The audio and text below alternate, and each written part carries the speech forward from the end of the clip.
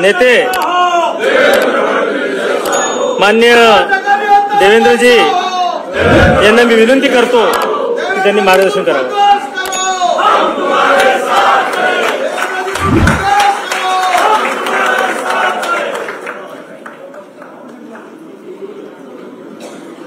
भारत माता की जय. भारत माता की जय. छत्रपती शिवाजी महाराज की जय. छत्रपती संभाजी महाराज की जय. जय भवानी जय शिवाजी. जय भवानी जय शिवाजी. जय जय जय जय जय भवानी. जय जय जय जय जय शिवाजी. जय जय जय जय जय शिवाजी. जय जय जय जय जय भवानी. हिंदवी स्वराज्याचे सरसंस्थापक छत्रपती शिवरायांना मानाचा मुजरा करतो. भारतीय राज्यघटनेचे शिल्पकार भारतरत्न डॉक्टर बाबासाहेब आंबेडकर यांना मानवंदना अर्पित करतो. भारतीय जनता पार्टी विधिमंडळ गटाच्या बैठकीमध्ये मंचावर उपस्थित असलेले आपले अध्यक्ष चंद्रशेखर बावनकुळेजी, मुंबईचे आपले अध्यक्ष आणि मुख्य प्रतोद आशिष शेलारजी, आपले ज्येष्ठ मंत्री सुधीर मुनगंटीवारजी, प्रवीण दरेकरजी, रणधीर सावरकरजी आणि या ठिकाणी उपस्थित सर्व ज्येष्ठ आमदार, विधिमंडळ गटातील दोन्ही सभागृहातील आमदार भगिनी आणि बंधूंनो, आज आपल्या विधिमंडळ गटाची ही बैठक निवडणुकीच्या पार्श्वभूमीवर आपण या ठिकाणी आयोजित केली आणि ही बैठक आयोजित करताना एकीकडे आपल्या सगळ्यांच्या मनामध्ये प्रचंड आनंद देखील आहे. कालच देशाच्या इतिहासामध्ये सलग तिसऱ्यांदा प्रधानमंत्री बनणारे, म्हणजे यापूर्वी फक्त जो रेकॉर्ड नेहरूजींच्या नावावर आहे त्याची बरोबरी करणारे, अखिल विश्वामध्ये ज्यांच्या नावाचा डंका वाजतो असे आपल्या सर्वांचे नेते माननीय नरेंद्र मोदीजी यांची एनडीएने एकमताने निवड केली आणि त्यांचं अभिनंदन करण्याकरता आज आपण सगळे या ठिकाणी एकत्रित आलोत. आणि हे खरं आहे की एकीकडे जसा आनंद आपल्याला आहे की देशामध्ये लोकांनी पुन्हा मोदीजींवर आणि एनडीएवर विश्वास दाखवला, त्याचवेळी निश्चितपणे आपल्या मनात ही सल देखील आहे की मोदीजींच्या यशामध्ये सिंहाचा वाटा 14 आणि 19 मध्ये आपला होता. यावेळी तो वाटा आपण उचलू शकलो नाही आणि म्हणून एकदा पुनरावलोकन व्हावं आणि नव्याने आपल्याला स्ट्रॅटेजी तयार करता यावी, या दृष्टीनं देखील आजची बैठक महत्वाची आहे. आणि त्यासोबत खरं म्हणजे आपण सगळ्यांनी हा निर्धार केलाय की महाराष्ट्रामध्ये जे काही अपेक्षित यश आलं नाही त्याची कारणं त्या ठिकाणी शोधून ती कारणं कशी दूर करता येतील आणि विधानसभेच्या निवडणुकीमध्ये पुन्हा एकदा महायुतीचं सरकार कसं आणता येईल हा जो निर्धार आपण सगळ्यांनी व्यक्त केला त्याबद्दल देखील मी आपल्या सर्वांचे मनापासून आभार मानतो. खरं म्हणजे उन्हाळा संपतोय, काहिली पण संपते आहे. पावसाळा जवळ आलेला आहे आणि पाऊस पडत असताना जे पेरलं जातं सप्टेंबर, ऑक्टोबर, नोव्हेंबर तेच उगत असतं.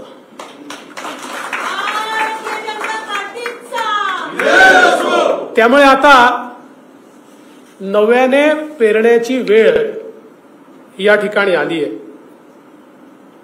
आपण सगळ्यांनी माझ्यावर विश्वास व्यक्त केला, मी आपला आभारी आहे. पण एकच गोष्ट आपल्याला सांगतो, यशाचे बाप अनेक असतात, पण अपयशातही अपयश ताकदीनं अंगावर घ्यायचं असतं, ते पचवायचं असतं आणि नवीन निर्धार करायचा असतो. आणि म्हणून या निवडणुकीमध्ये भारतीय जनता पक्षाचं नेतृत्व मी करत असल्यामुळे मी हे सांगितलं की हो, या अपयशाची जबाबदारी माझी आहे. कारण पक्षाने, आणि मी दोन्ही अध्यक्षांचं अभिनंदन करेन, बावनकुळेजी आणि आशिष शेलारजी, आणि पक्षाच्या कार्यकर्त्यांचं अभिनंदन करेल की आपण सगळ्यांनी अतिशय उत्तम काम या ठिकाणी केलं. केवळ पॉलिटिकल अर्थमॅटिकमध्ये आम्ही कुठेतरी कमी पडलो, आणि मी ते कसं पडलो हे सांगणार आहे. आणि त्याच वेळी मी जेव्हा हे सांगितलं की मला मोकळं करून काम करायची संधी द्या, त्यावेळी ते निराशेतून बोललो नाही. देवेंद्र फडणवीस हा पळणारा व्यक्ती नाहीये, हा लढणारा व्यक्ती आहे. अरे आमची प्रेरणा काय आहे?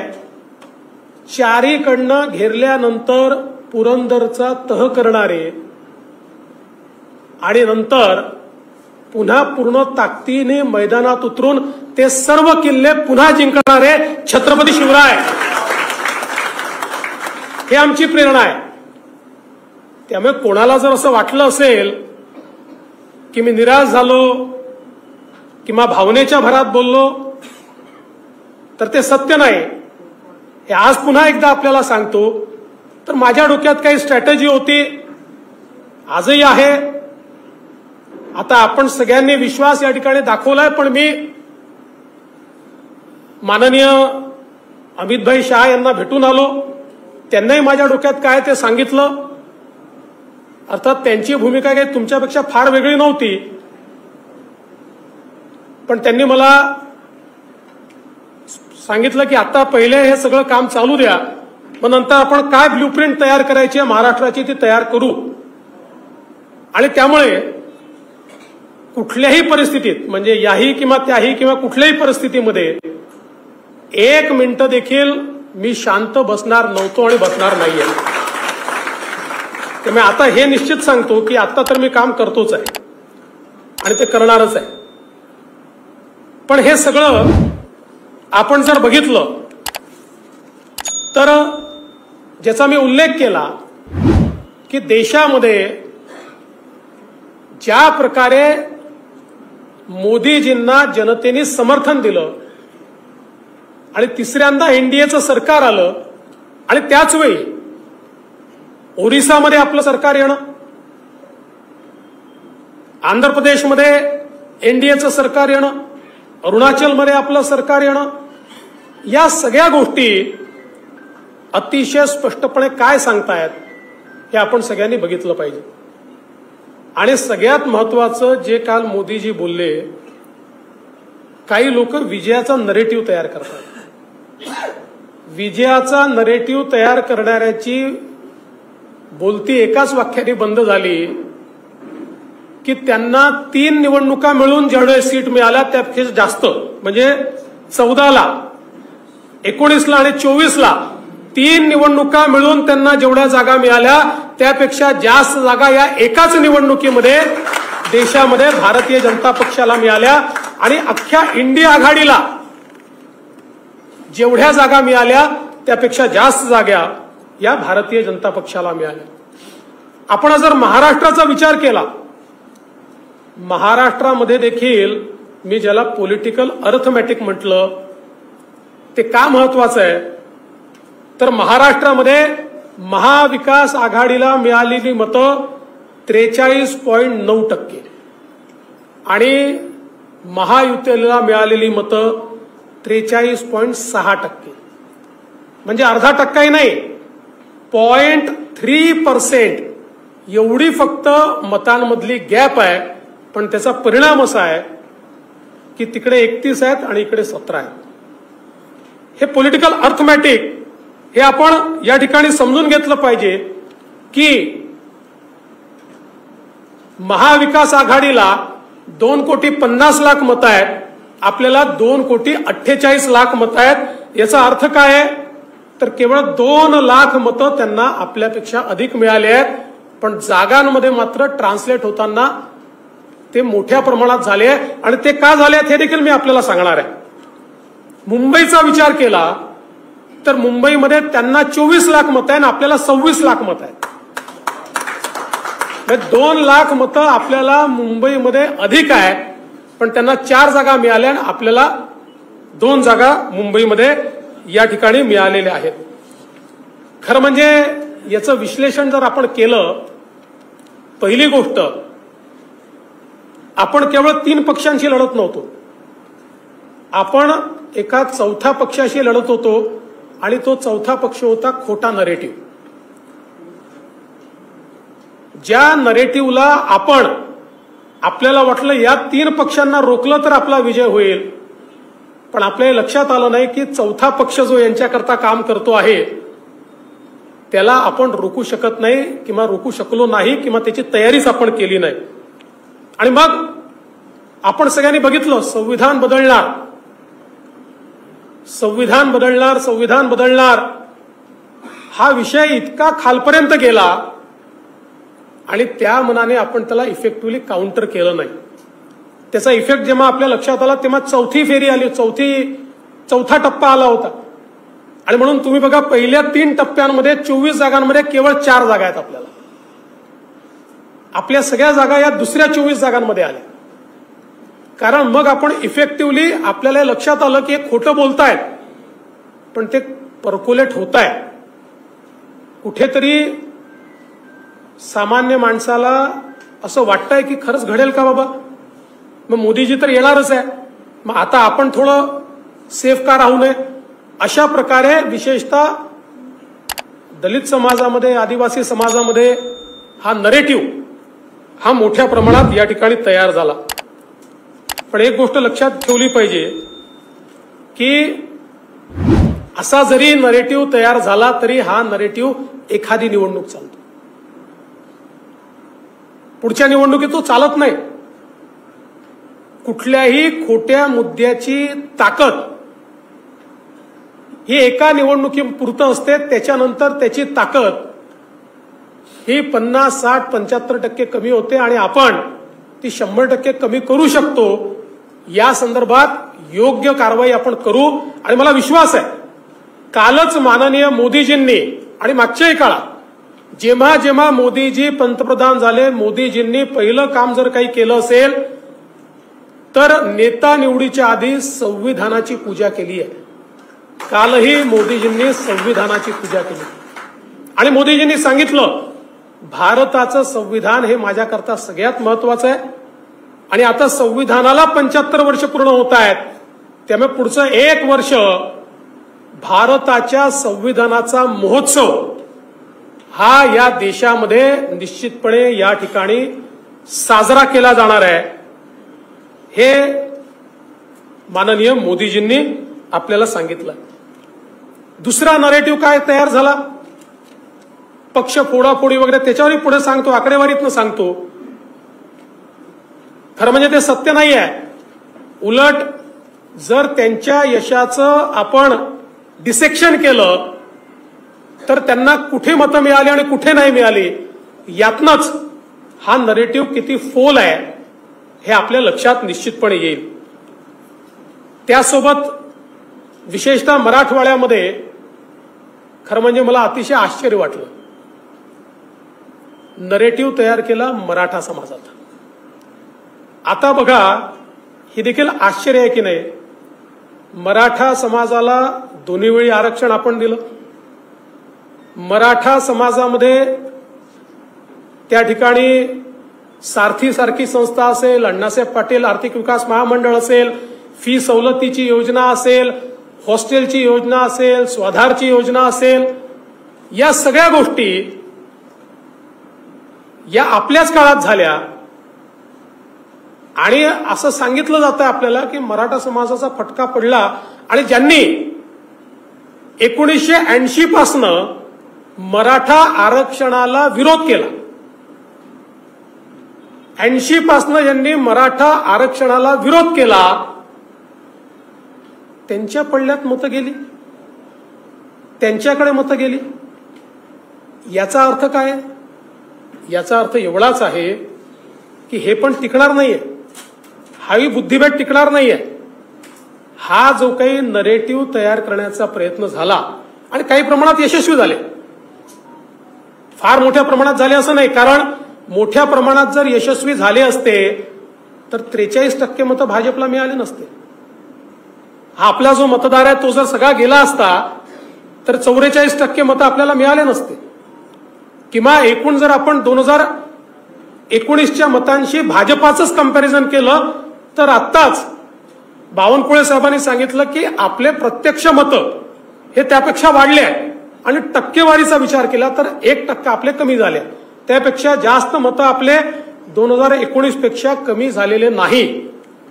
त्यामुळे हे जे काही नरेटिव्ह या ठिकाणी तयार करण्यात आले, मग एक नरेटिव्ह तयार केला की महाराष्ट्रातले उद्योग पळवले.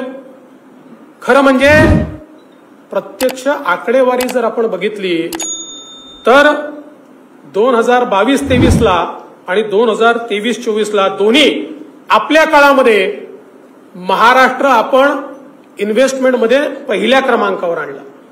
उद्धव ठाकरेंच्या काळामध्ये महाराष्ट्र हा खाली होता. उद्धव ठाकरेंच्या काळात गुजरात आणि त्यानंतर कर्नाटक क्रमांक 1 वर होतं. यावर्षी तर आपण अशी अवस्था आणली, गुजरात, कर्नाटक, दिल्ली यांची एकत्रित बेरीज केली तरी त्यापेक्षा जास्त इन्व्हेस्टमेंट ही महाराष्ट्रात आली आहे. आता गुजरात आमच्याशी कॉम्पिटिशन देखील करू शकत नाही. असं असताना नरेटिव्ह रोज खोटं बोलायचं आणि रोज सांगायचं उद्योग पळवले, उद्योग पळवले, उद्योग पळवले. आता ही जी आकडेवारी आहे हीच आकडेवारी सांगते की जर उद्योग पळाले असते तर गुजरातच्या दुप्पट आणि गुजरात, कर्नाटक, दिल्ली यांच्यापेक्षा एकत्रितपेक्षा जास्त उद्योग आणि इन्व्हेस्टमेंट ही आपल्याकडे कशी आली असती. मग एक या ठिकाणी नरेटिव्ह तयार केला की उद्धव ठाकरेंना फार सहानुभूती आहे. मग उद्धव ठाकरेंना जर सहानुभूती होती तर कुठे दिसायला पाहिजे होती? मुंबई आणि कोकणमध्ये दिसायला पाहिजे होती ना. ठाण्यापासनं तर कोकणच्या शेवटच्या टोकापर्यंत उद्धव ठाकरेंची एकही जागा नाही. उबाठाला एकही जागा मिळालेली नाही. कोकणात उबाठा नाही, ठाणे जिल्ह्यात उबाठा नाही, पालघर जिल्ह्यात उबाठा नाही, रत्नागिरी, सिंधुदुर्ग, रायगड, ठाणे आणि पालघर यात उबाठाला एकही जागा मिळालेली नाही. आणि आपल्याला माहिती आहे मुंबईच्या जागा ज्या मिळाल्या त्या कोणाच्या भरोश्यावर मिळाल्या? मराठी माणसांनी मत दिलं नाही यांना. कारण सांगतो मराठी माणसांनी वोट दिलं असतं तर दक्षिण मुंबईमध्ये, वरळीमध्ये, जिथे आदित्य ठाकरेंची कॉन्स्टिट्युएन्सी आहे, फक्त 6000 मतांचा लीड आहे. मराठी माणसांनी मतदान जर त्या ठिकाणी केलं असतं तर शिवडीमध्ये यांनी 30, 35, 40,000 मतांची लीड घ्यायला हवी होती. जर मराठी माणसांनी मतदान त्यांना केलं असतं तर ईशान्य मुंबईमध्ये विक्रोळी आणि भांडूप पिऊन 60,000 मतांचा लीड त्यांनी घ्यायला पाहिजे होता. नाही घेऊ शकले. 7 आणि 8 हजारावर त्या ठिकाणी थांबले. याचा अर्थ मराठी माणूस त्यांच्यासोबत गेला नाही. पॉलिटिकल अर्थमॅटिकमध्ये त्यांनी केवळ एका विशिष्ट समाजाच्या मतांवर, काही जागांवर एखाद्या विधानसभेमध्ये इतकी प्रचंड आघाडी घेतली की त्याच्या आधारावर त्यांना निवडून येता आलं. आणि मगाशी नितेश म्हणाले खरंय, त्यांनी त्याची कबुली पण दिली. कारण खासदार बंडू जाधव म्हणाले की मला मराठा समाज दलित समाजापेक्षा देखील मी निवडून आलो तो मुस्लिम समाजामुळे निवडून आलो. हे त्यांचं वक्तव्य आपण सगळ्यांनी ऐकलंय. त्यामुळे एकूणच जर आपण बघितलं तर मुंबई MMR रिजन किंवा कोकणामध्ये या ठिकाणी उबाठाला लोकांनी हद्दपारच केलाय, हे देखील आपण लक्षात घेतलं पाहिजे. आता आपण बघा, ज्या जागा आपण हारलोय त्या ठिकाणी जी मुंबई मध्य उत्तर जागा होती 1% कमी मतांनी हारलो. ईशान्य मुंबई 3% कमी मतांनी हारलो. अमरावती सारख्या जागा 3% कमी मतांनी हारलो. भिवंडी, आता या सगळ्या जागांचं किंवा आपण जर धुळ्याची जागा बघितली, या सगळ्या जागांचं म्हणजे मी उदाहरणादाखल सांगतोय, या सगळ्या जागांचं विश्लेषण केल्यानंतर हे जे 1%, 1.5%, 2% आपण हारलोय, हे कुठून हारलोय? आपला मतदार गेला नाही, ऍडिशनल मतदार आपल्याकडे आलेला आहे, पण हे कुठून हारलो हे आता आपल्या सगळ्यांच्या निश्चितपणे या ठिकाणी लक्षात आलं असेल. त्यामुळे आपल्याला खूप जास्त सांगण्याची आवश्यकता आहे असं मला वाटत नाही. आपण बघितलं धुळ्यासारखी जागा, धुळ्यासारख्या जागेवर मालेगाव मध्यमध्ये 1,94,000 लीड मिळाला. 1,98,000 मतदान झालं, त्यातले 4,000 मतं आपल्याला आणि 1,94,000 त्यांना. इतर 5 मतदारसंघातनं आपण 1,90,000 लीड घेतलं आणि 3-4 मतांनी ही सीट या ठिकाणी हारलो. 5ही मतदारसंघामध्ये धुळ्याच्या आपल्याला त्या ठिकाणी खरं म्हणजे लीड जो आहे तो लीड मिळालेला आहे. आणि म्हणून मी पॉलिटिकल अर्थमॅटिक जे सांगितलं, 11 जागा भाजपच्या अशा 11 जागा की ज्या 5% कमी मतांनी आपण हारलो, ज्याच्यामध्ये धुळे आहे, नगर आहे, अमरावती आहे, भंडारा गोंदिया आहे, नांदेड आहे, लातूर आहे, भिवंडी आहे, मुंबई नॉर्थ ईस्ट आहे, मुंबई नॉर्थ सेंट्रल आहे, नगर आहे, बीड आहे. 1%, 2%, 3% अशा हारलेल्या 11 जागा आहेत की ज्यामध्ये आपण या ठिकाणी हारलेलो आहोत. हे सगळं होत असताना एक गोष्ट अजून महत्वाची लक्षात घेतली पाहिजे. ज्या पॉलिटिकल अर्थमॅटिकचा मी उल्लेख या ठिकाणी केला की जर त्यांना 31 जागा मिळाल्या तर ते विधानसभेत रिफ्लेक्ट व्हायला पाहिजे होतं. विधानसभेमध्ये महायुतीला 130 जागांवर आघाडी आहे आणि भारतीय जनता पक्षाचा जर विचार केला तर आपल्याला 71 जागांवर आघाडी आहे आणि प्लस 5 आपल्या सोबतचे अण्णांसारखे जे लोक आहेत यांच्या मतदारसंघात जे आपलेच आहेत अशा मतदारसंघांमध्ये म्हणजे 71 आणि 5 76 मतदारसंघांमध्ये आपल्याला आघाडी आहे.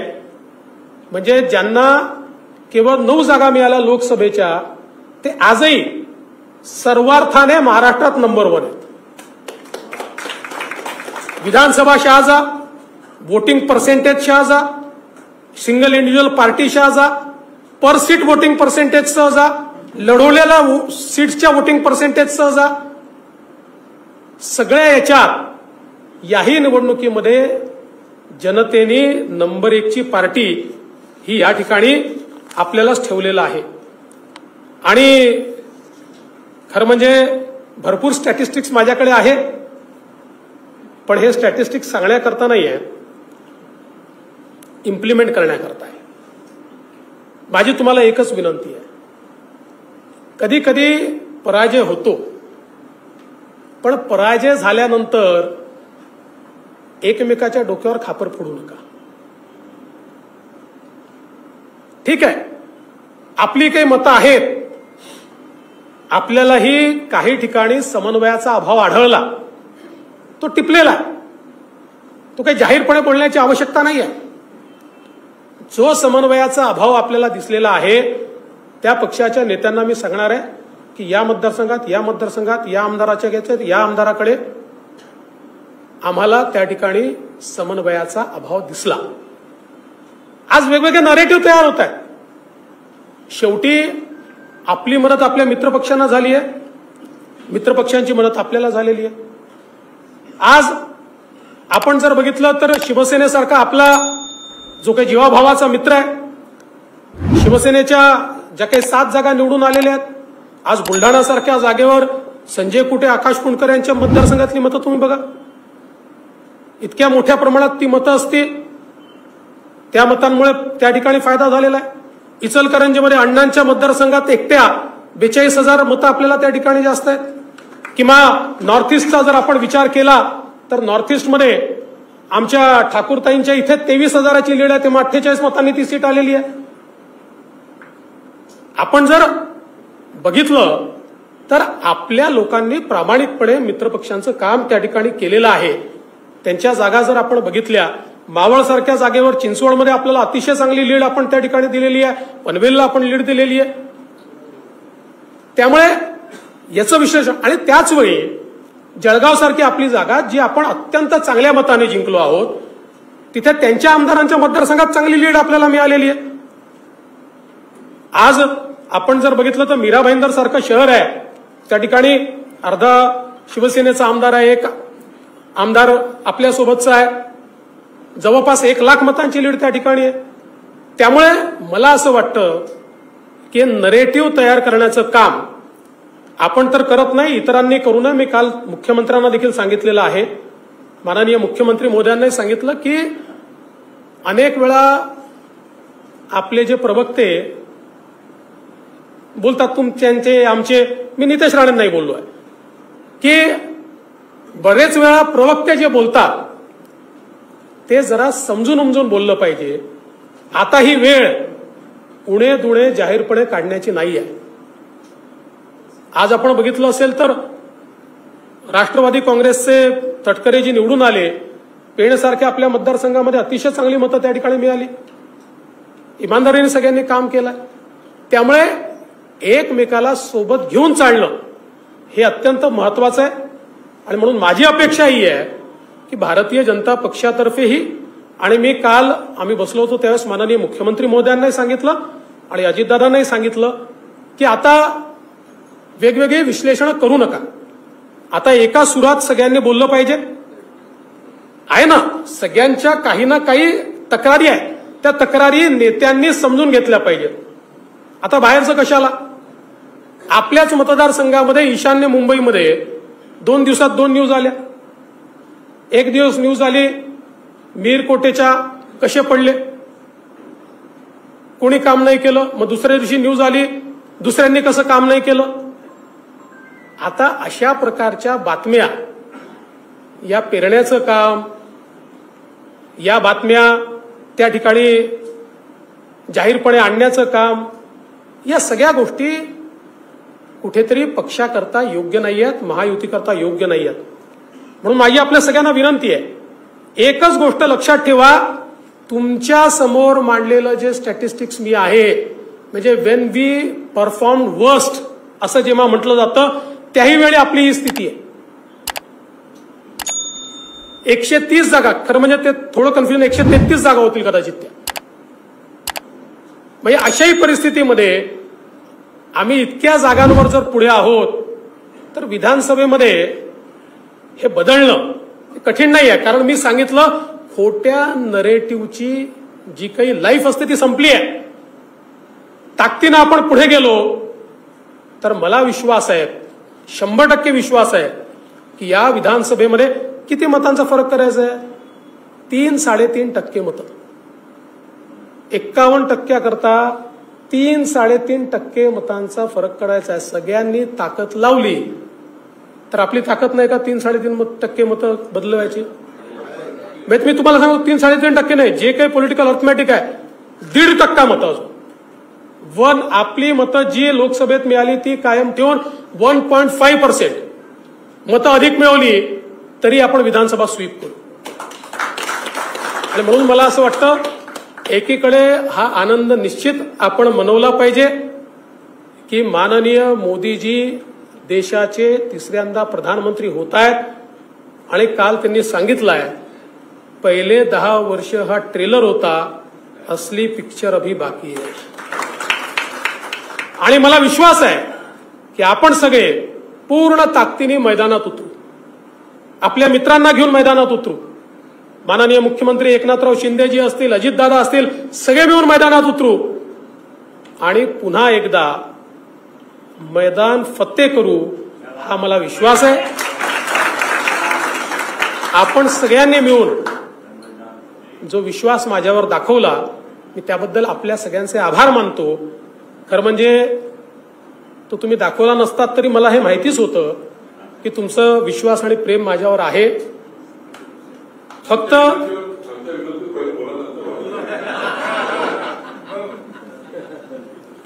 ते सगळं